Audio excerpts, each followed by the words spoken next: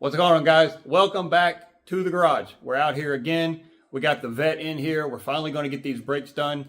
They've been squealing a little bit, so I'll pull them apart in one of the previous videos when we were working on the horn, and notice that they were down to the little squealy bars, whatever they're called, that let you know it's time for brakes. So I ordered some new brake pads. We're going to get it knocked out. We're just going to do the front for now.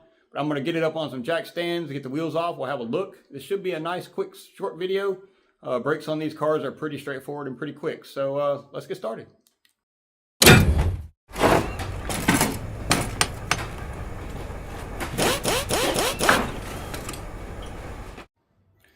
All right, got the car up, supported on some jack stands so we're nice and safe. Got the wheel off, pushed off to the side. Got me a can to catch my mess. Got me some brake clean. Got me a 15mm socket. My compressor for the caliper, which may or may not work because these are dual pin or dual piston.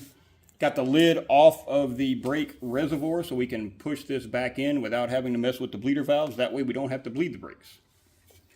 Probably should in the near future. That's probably another project I need to put on the list, is to actually flush these brakes, because the car is a 2011 and I don't know when the last time it was done, and that fluid does tend to absorb moisture and make the brakes not quite as good as they should be. But that's for another day. We just need to get the brakes fixed and get it going again. So this is pretty straightforward. As I said before, you literally just take the top bolt out, loosen the bottom bolt. The bolts are in the back here. And then this whole caliper will tilt down. You don't even have to take it off completely, so you don't have to worry about pulling your hose or kinking your hose or anything like that. It'll literally just fold down. You can pull the pads out, pop the new pads back in, and reverse everything. So let's get started. Let's check it out. It's going to be pretty straightforward, like I said. Go ahead and take this top bolt completely out. Now there is a hex side on this other side here. And if it's spinning, you may have to use an end wrench just to hold it. Mine's not, so pretty straightforward there. Find this bottom one.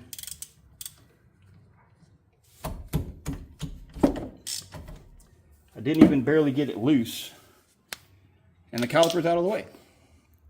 That simple. Now the brake pads, just pull out.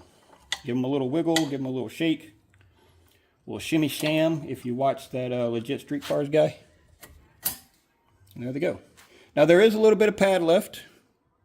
They're not done.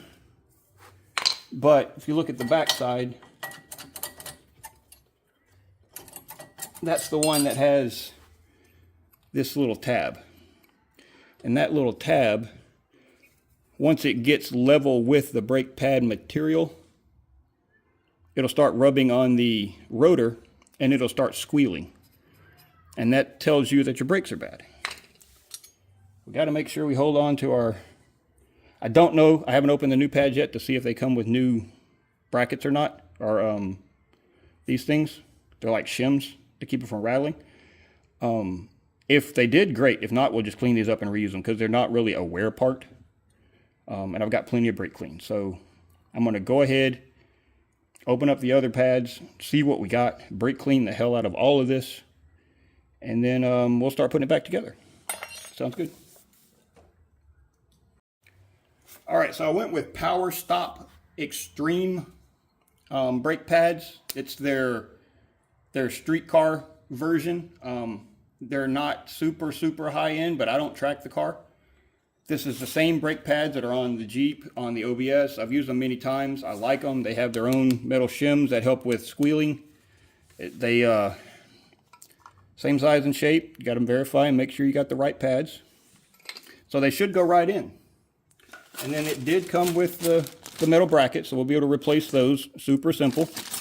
And then the only other thing I haven't got out yet is a little bit of brake lube. So you want to put a little bit of lube in these grooves just to keep it from binding up. You don't want it to get stuck, and then your caliper or your pad can't release, and then your brakes overheat. So I'm going to go ahead and clean everything up, and then we'll start compressing the caliper to get the pads back in, and then put it all back together. Like I said, it's a super straightforward process, super simple.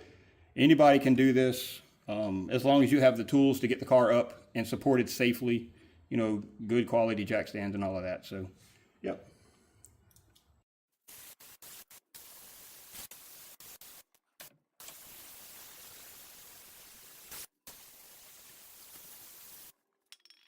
So typically what I do is I reuse one of these brake pads from the other side and throw it back in here, just so I have something for this to press against, so that you're not pressing directly on the pistons, especially with a 2-piston or more pistons. That way they press more evenly.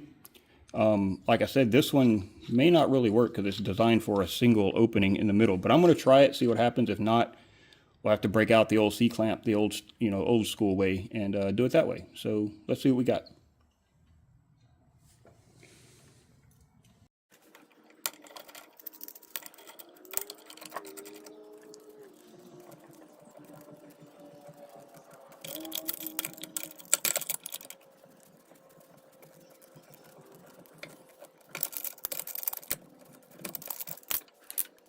All right, I was able to get the caliper pressed back in. As you saw, I had to kind of go back and forth a little bit. It was moving both sides, but it was getting off just a little bit. So I went ahead and balanced it out. So they're both pushed all the way in, I think now. The rubber on this side just a little fatter. But I'm going to throw the pads back in after we put the new shims in. Make sure that the caliper goes back over the new pads. We might have to press it a little more, but it seems like it bottomed out on both sides, so I'm hopeful that that we're good. All right, so I looked at the lube that they sent with the brake pads, and it looks to be just for the slide pins, and that's this part here. So I guess we'll go ahead and pull those out. They don't look bad, but it's pretty dark. I'll clean them up, put new fresh grease on them, and get them put back in there. And this one, this rubber gasket was not... There's like a lip right here.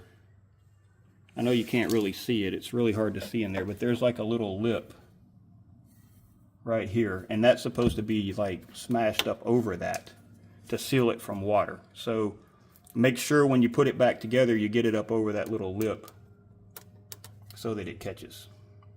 I'm going to get these pulled out. I'll go ahead and do one at a time. That way I can flip the caliper up and then pull the bottom one so that I don't pull on that hose too bad. So yeah, going easy. I like it.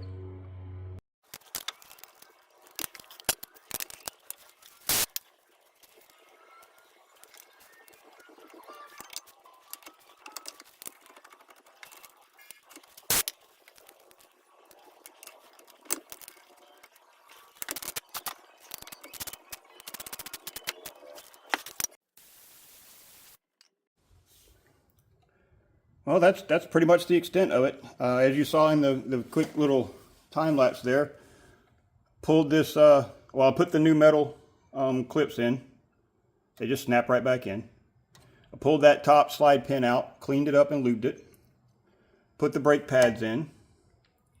Folded the caliper back up to where it's supposed to be. Put this top bolt in loosely so I could pull the bottom bolt and the bottom slide pin, cleaned that, lubed it, put it back in, and then tightened everything down.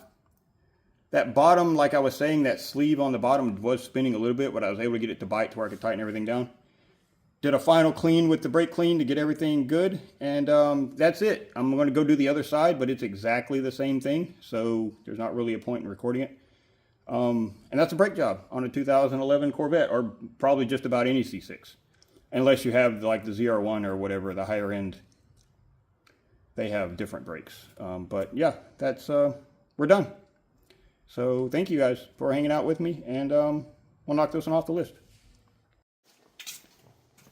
All right, wheels are back on, lug nuts are torqued. Check the brake fluid level, make sure it's topped off and clean and clear. All that's left really is bedding the brakes or seating the brake pads. And people have different ways of doing it. Most of the brake pad manufacturers suggest a aggressive stops at progressively faster speeds with a cool down in between. So you start at like 30 miles an hour and you slam on the brakes, and then you go up to 40 miles an hour and you slam on the brakes, and then go on. And give it time to cool down in between. Some of them say don't come to a complete stop. Some of them say do. That's kind of what I do. I kind of, in my neighborhood here, just within the neighborhood, you can't go very fast. So I'll do the 20 and 30 mile an hour ones in the neighborhood, just stop at the stop signs and just wait till the last second to hit the brakes. And then once I get out on the highway, run it up to like 50 or so before I slam on the brakes to turn back into the neighborhood. And it works out for me. So that's what I'm going to go do real quick. And then we can knock this one off the list. Well, guys, that's pretty much it for this one. Brake jobs on these Corvettes are pretty straightforward, pretty easy, as you saw. Thank you guys for hanging out with me again in the shop. If you like this content, or you like the OBS, or the new Victory that I picked up, please be sure to subscribe to the channel. That way you can keep up with my progress and we can learn as we go. But for now, I'm going to go bed these brakes and go get cleaned up. You guys have a good one and rock on.